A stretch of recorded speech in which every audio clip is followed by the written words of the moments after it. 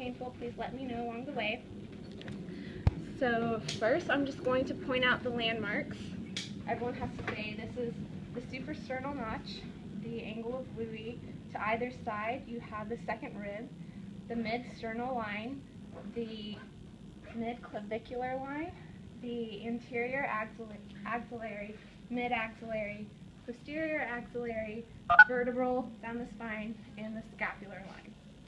Then you'll point out the lobes of the lungs, so left and right, front and back. Then you'll start by inspecting. So I'm going to look at my sheet to make sure I don't tell something wrong.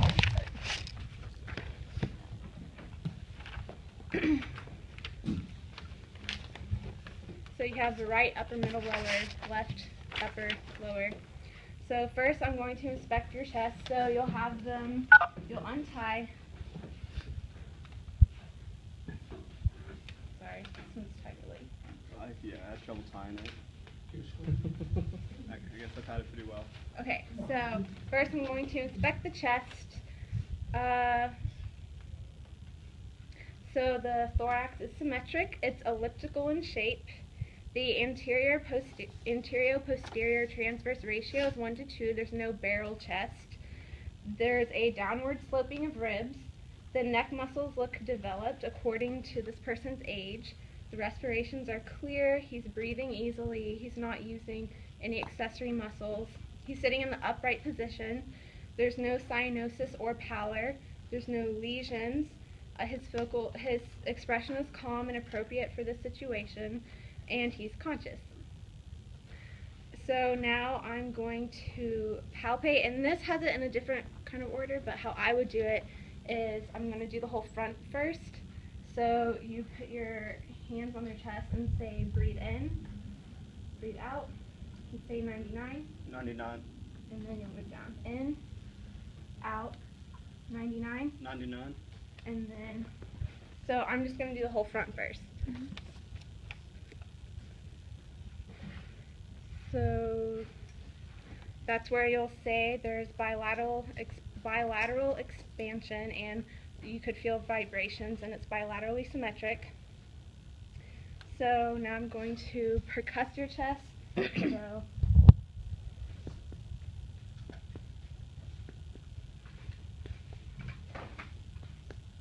and this, you kind of like on females, you just go around the breast area, because if you palpate, you're not going to get the sound. So go up and kind of go around the sides.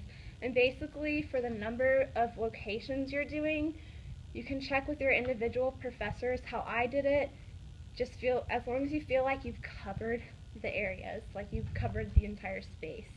So I didn't like pick any certain number. I had to do it a certain number of times. Some professors, I know in your book, it has like certain locations. Some of them may want you to follow that. So after you percuss, you'll say that it was resonant and bilaterally symmetric.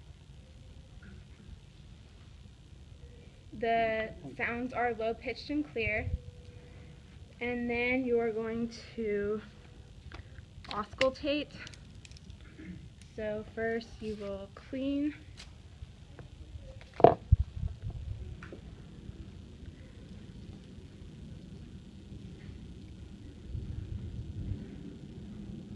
So breathe in, out,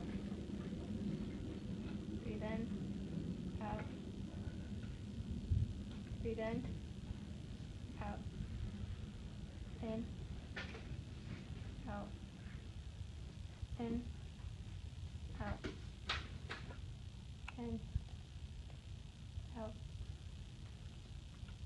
So lung sounds are clear. There's no adventitious lung sounds. And again, you can probably do more areas than I'm doing right now.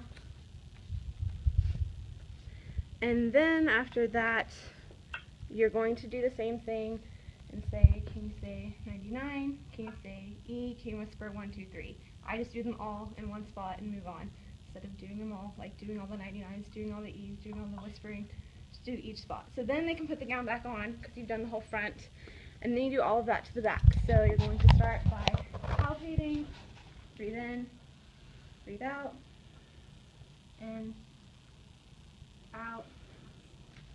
down. And the expansion, bilaterally symmetric, even. And then you're going to percuss the back, so that pattern. And then this is where it's different. You'll do the diaphragmatic excursion. Thank you. So you can have them, the book has you breathe in, breathe out, hold your breath. Like how I kind of like it better is just breathe in and hold your breath. And